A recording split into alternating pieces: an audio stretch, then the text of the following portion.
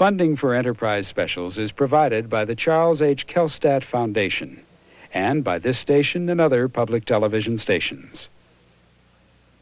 1986.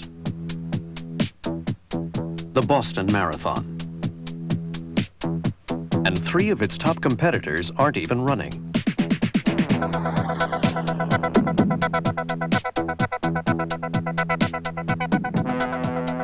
John Hancock plans to spend $1 million. Let's have the mayor act like a mayor, and let's have our executives act like executives. Mickey Lawrence hopes to make $1 million. We've got the licensed goods. And Rico thinks they've found a bargain. It's going to be nothing but red Rico jackets. Was the price right?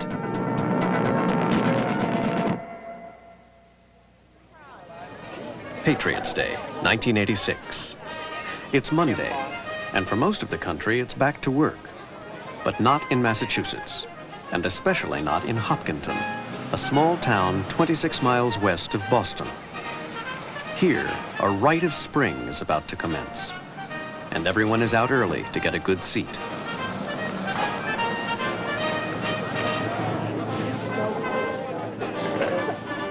The atmosphere is strictly that of a New England country fair. Headline T-shirt! Headline T-shirt! Yes, it's the Ted Janet Show coming to you from Hopkinton, the start of the 90th Boston Marathon, where in a couple of hours all the runners will be setting out. The Boston Marathon. Some come once just to say they did it. Others come year after year to achieve a personal best. It's America's premier amateur athletic event. And its oldest, organized and run by the BAA, the Boston Athletic Association. In the early days, the runners were local blue-collar workers. Over the years, the marathon grew, and Boston's amateur prestige drew the finest runners from around the world. When the running craze hit its height, so did Boston. But by 1985, all that had changed. When Jeff Smith collapsed on Heartbreak Hill and was still able to finish first in a dismal time, all agreed the race was in a state of decline because the unthinkable had happened. Competition. Houston started a marathon. San Francisco started one. And they're off. Then New Jersey. The air horn sounds the beginning. And then Pittsburgh. They all paid big prize money, and they all took the best runners away from Boston. With New York and Chicago in the fall, the new spring competition forced Boston and the BAA to make a tough decision. If we were losing the big-name runners, and we were really losing the wonderful spirit of volunteerism and community pride that people in Massachusetts have always had toward the Boston Marathon, then it was time to do something about it. We either had to decide that we were just a local fun run, almost, or we were going to compete.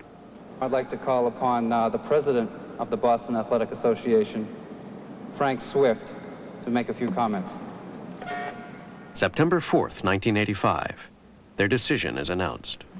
Ladies and gentlemen, speaking on behalf of the Boston Athletic Association, I'm very pleased to announce that John Hancock Mutual Life Insurance Company has been selected as the major corporate sponsor for the Boston Marathon. Boston would compete with prize money to rival any race.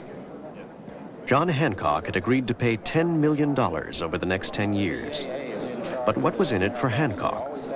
Company President James Morton. What we expect to get out of it, of course, is some image as the sponsor of the race, and which we hope will be a national event and be on national TV. We expect to reach our national audience as well as the Boston Marathon reaching theirs. So we think it's a win-win situation. Hancock had long been seen as a provincial Boston insurance company. But now it was trying to change its identity and was spending $20 million a year to advertise the fact. The company held $38 billion in assets and hoped to use it to become a national player in the lucrative financial services industry. The way that press conference is going to work this morning. David D'Alessandro, head of corporate communications, quickly saw a link between Hancock's image problems and the marathon's need to accept the world of business. We've been seen as a very sleepy, very old, and very stodgy company. Here we are involved in a very modern endeavor. It's not unlike the company, where the company was very traditional and very stodgy at times, and now we're being seen as more aggressive and more modern, as well as trying to keep some traditional things. So there's great analogies here. You and I and D'Alessandro's strategy is to maximize publicity by controlling almost every aspect of the race. He'll personally supervise every detail, from runners' contracts to party menus. There are two what looks like to be premier events. Friday night before the marathon and Marathon Day. Welcome to the Marathon Buffet reception. At 35, he's climbed the Hancock ladder rapidly with an aggressive style he plans to bring to the genteel world of running. In terms of the elite athletes, okay, does this cover everybody we have?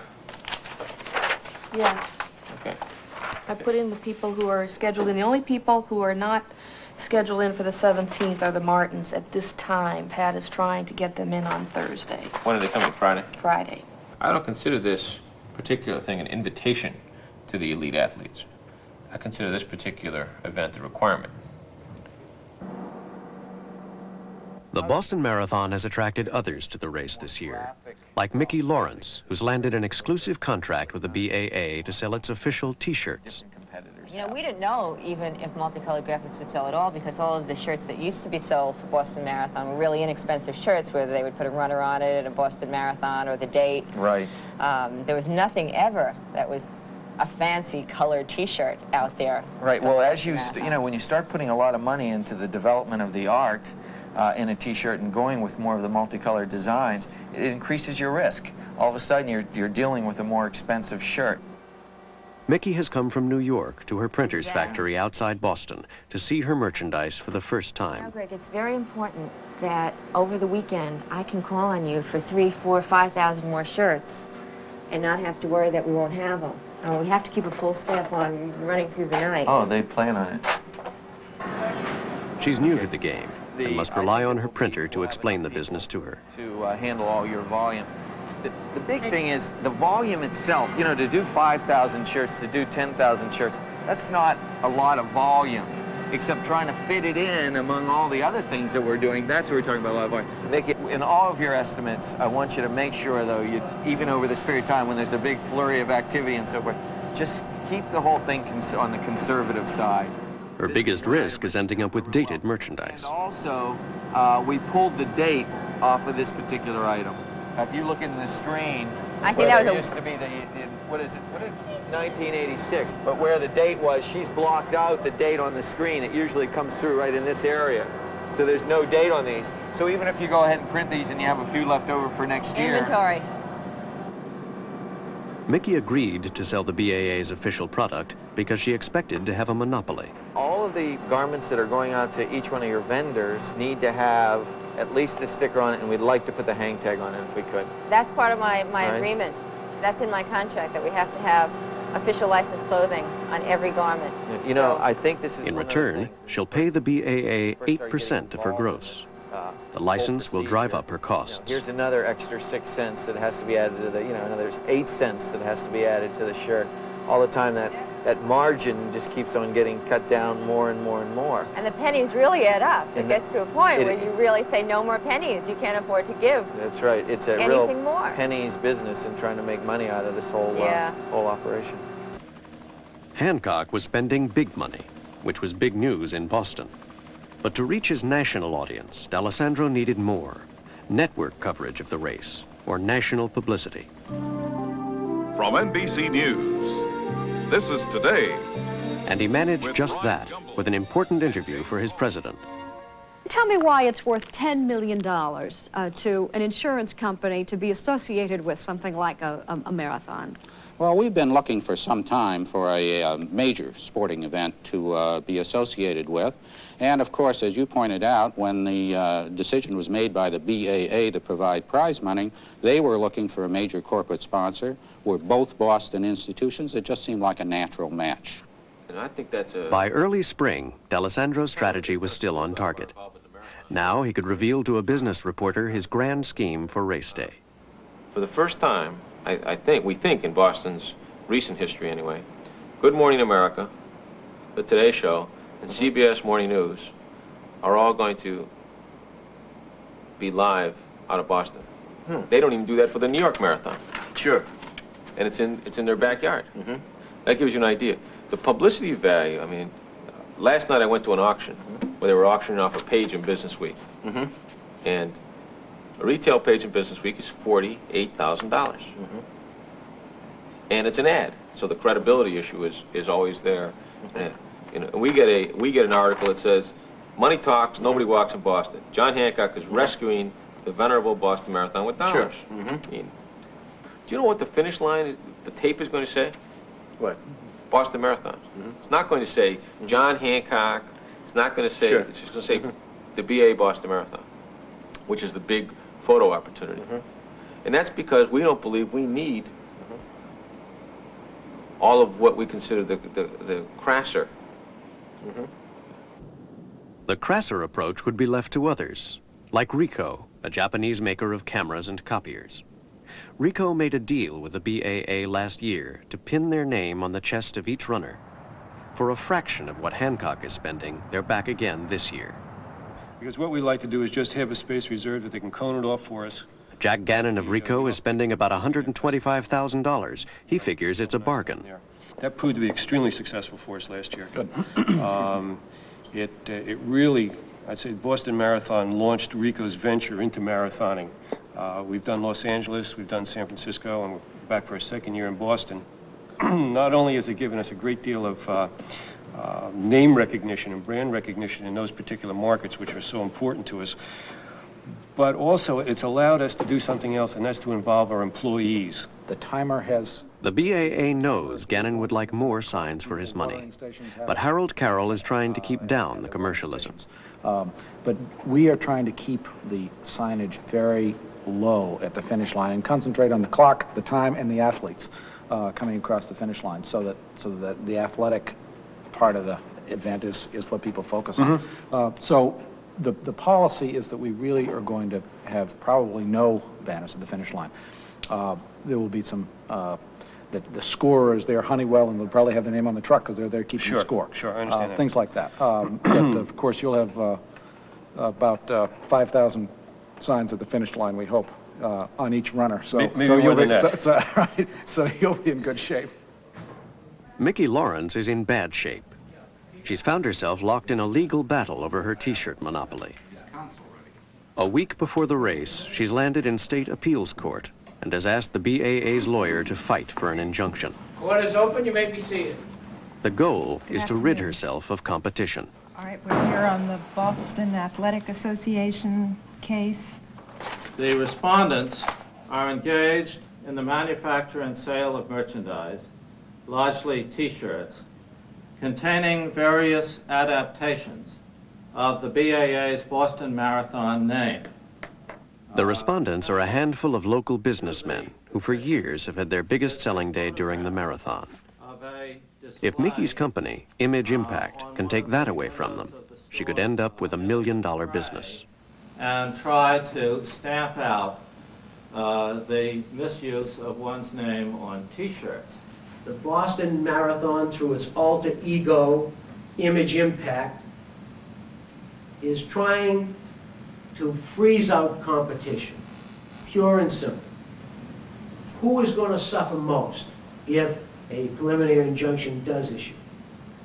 And I suggest to you it's not the BAA Marathon.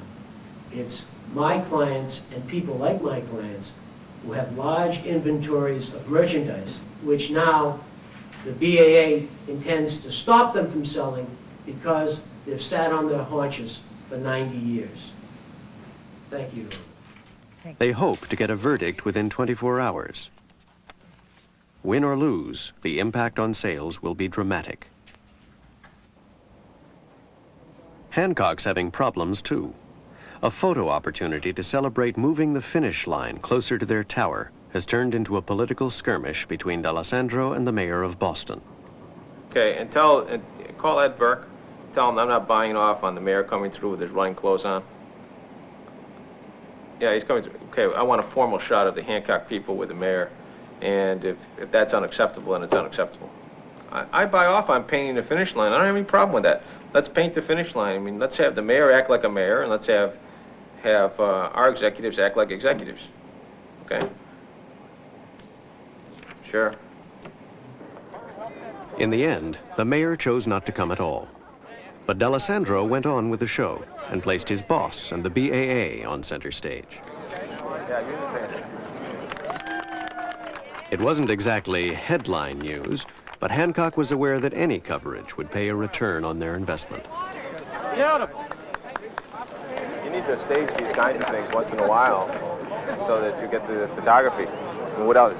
How else are you going to get the coverage for the new finish line? Hopefully we'll get some of the building in the background and get some recognition for that. Across town, just off a college campus, Mickey's come to hire her sales force. Folks, I'd like to introduce myself. My name is Brian Kelly. I'm with Marketplace Ventures. This is Mickey Lawrence. She's with Image Impact. We are working together jointly for the vending of the marathon, all the souvenirs. We are selling the licensed product. She's contracted the Kelly brothers, Boston pushcart professionals, to organize her street vendors. We want to hire you. We'll let you know what you're going to be making, and we want to let you know about our product that we're going to be selling out there and give you some tips for that. And hopefully, we're all here to make a lot of money together. Yell it out. You know, we've got the licensed goods. We're officially licensed products. We're Boston Marathon merchandise. The only people who will be out there selling that are going to be you guys. They'll be paid $1 for each shirt they sell, and the dollars could add up. They'll have the only vending permits to sell on the streets on Monday. Anyone else will be considered a bootlegger. There's nothing to worry about. People might come up, disgruntled vendors who weren't able to get licenses, and say, you're not legal. That's all baloney, because these are completely licensed, so nobody can move you. The police know that we're going to be there. If you have a problem with the police, always be courteous. Say, this is my license. Wait a minute, my supervisor will be right along and straighten it out, okay? Well done. You get a nice tan if it's sunny. If it rains, you get wet. No, you get wet. But you still make a lot of money either way. Okay? He and Mickey know better. If it rains, sales will be a washout, but they're not letting on. Over the weekend, everything is put into place. And Hancock foots the bill.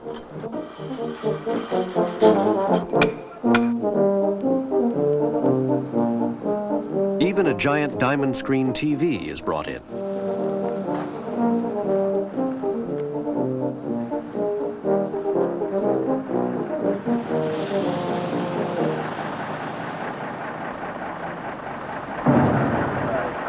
Okay, very good, sir. I'll take a walk down to the field. It all happens under the watchful eye of David D'Alessandro. How many people? 200 people up there? 200 people. You're talking the 2 levels across the road. When I make out my checks for the finish line area, I end up paying about $175,000 to $200,000 for all this. But the Diamond Vision screen is an added expense of $25,000, I guess. But you put the cost of putting up the screen is buried in the other piece. Exactly. Okay. Exactly. That includes the crane operators and the man lifts. And the insurance. And the insurance. And the insurance. And the insurance. Jack Gannon has come for a final look over, too. If he can't have a sign at the finish, he'll do the next best thing. Fill the stands with Ricoh jackets. My guess is you're going to have TV and still photography here.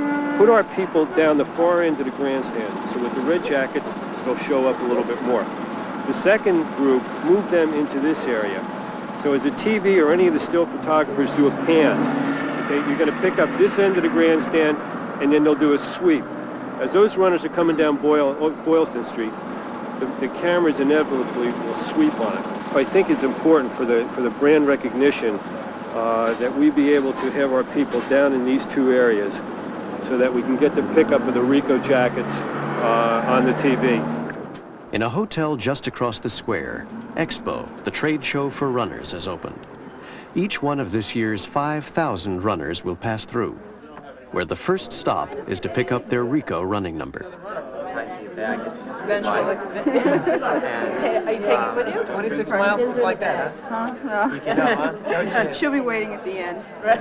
Much more. Don't forget to get your T-shirt also at the other end. Thank you. All right. Hang on a second. The verdict is in, and free enterprise has prevailed. From now on, it will be trench warfare in the T-shirt business. The competition is selling their shirts for $6, compared to 10 for the licensed goods. Now, Mickey can only hope that buyers are willing to pay the price for the official product. Above the clamor of the marketplace, Hancock is throwing a party. All the VIPs are there, top executives, elite runners, and the best of Boston's social register. But the most sought-after guests, the national TV cameras, are missing. And, despite all his efforts, D'Alessandro has learned the network morning shows won't be coming on the day of the race. His people are still scrambling, but only for the local press. 5 did D'Alessandro. This is 7 right here. They're about to do something? They're going to do Rob DiCostello. All right. And 56 is doing William right now. This was probably one of the better things we've done all along. We're trying to change our image from being just a life insurance company to a financial services company. D'Alessandro's still touting Business Week and the other national press he got so far. How much the first sentence was worth? About $1 million. Fred Lebow from New York. Jim Morton. And making sure his bosses think they're getting their money's worth. Yeah, I'll tell you, you're talking to 3 very pleased people. We couldn't be happier about the way things have turned out.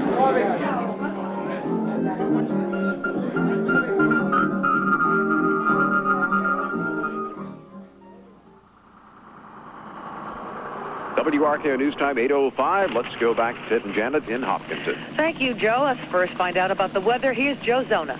Well, mostly cloudy skies today, maybe a few rain showers as well, with temperatures in the mid to upper 50s this afternoon. Chance of a few showers tonight. They'll end, though. Race morning.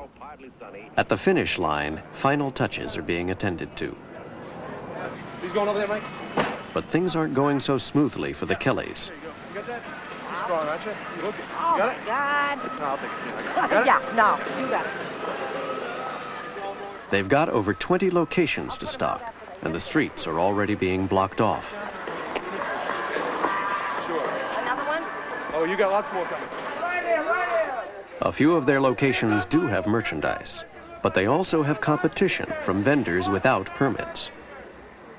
It's a constant battle to keep the bootleggers away from the licensed stands. Get your official. Move. You have to move every time you make a sale. Just keep moving. Have a good day. Very simple. Stay away from what is permanent setup, and you're all set. All right. All right. Good. Take care. Even worse, time is short and many stands haven't seen their goods yet. Listen, ladies, I don't know why the stuff isn't here yet. It's running late. We still have plenty of time. It's 5 minutes of 11. The marathon, the crowds aren't going to be here for at least another hour. So just hang tight, hang loose, get ready to sell out here. All right, we'll be all set. Okay, ladies? Okay. Within the hour, the crowds were gathering, but the tables were still empty. Programs, get a programs. Can all your runners' names and numbers? Only $1. Help the boys go. The atmosphere in Hopkinton is the same as in years past.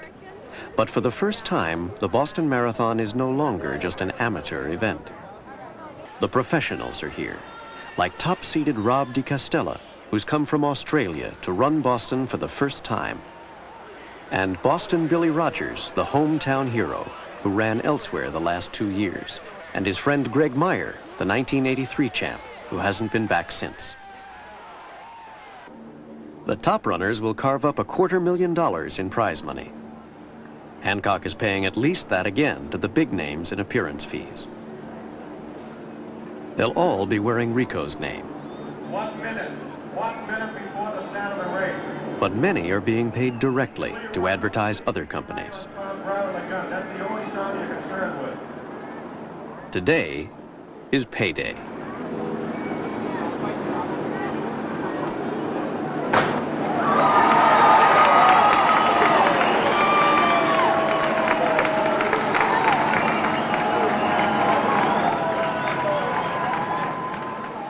Up in the Hancock Tower, you'd hardly know a marathon was being run.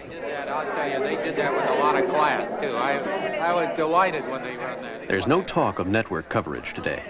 The only TV cameras in Boston belong to the local stations and cable sports network. D'Alessandro's job is done. Now he can leave the work to others.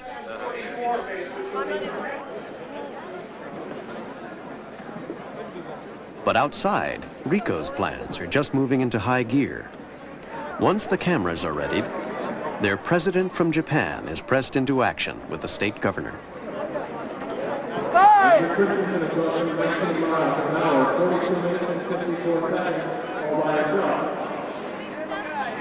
Near the finish line, T-shirt sales are finally picking up. If the weather holds, Mickey could still have a banner day. You're all on $14, ma'am, right. We also have the official Boston Marathon watch for $6. Oh, good. So I can get it down the street there, 2 blocks for 2.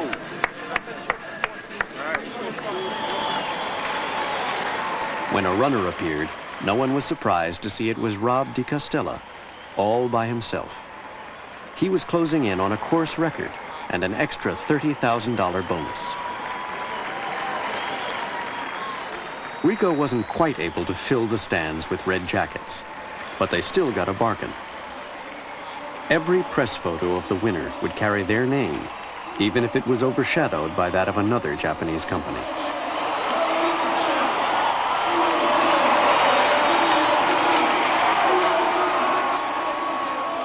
Ricoh's target audience was Boston, and they had 5,000 other signs just up the road. Now should be peak selling time, but the winds had picked up, and then Mickey's worst fears were realized.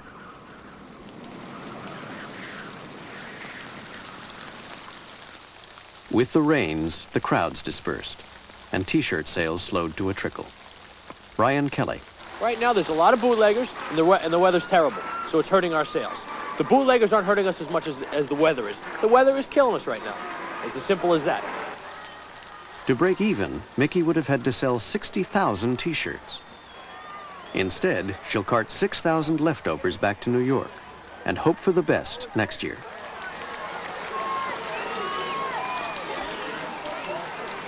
John Hancock had gambled $10 million, hoping to get network coverage of the race.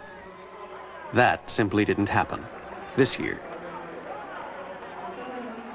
But they still recouped their investment, partly in early stories about the marathon going professional, and partly in reports on the race itself. What Hancock had bought was a community event on a grand scale in a city where its name was already a household word. The big winner was the Boston Marathon. It was able to buy back its prestige and sell off little of its tradition. At the victory stand to receive the medal from Frank Swift, the president of the BAA.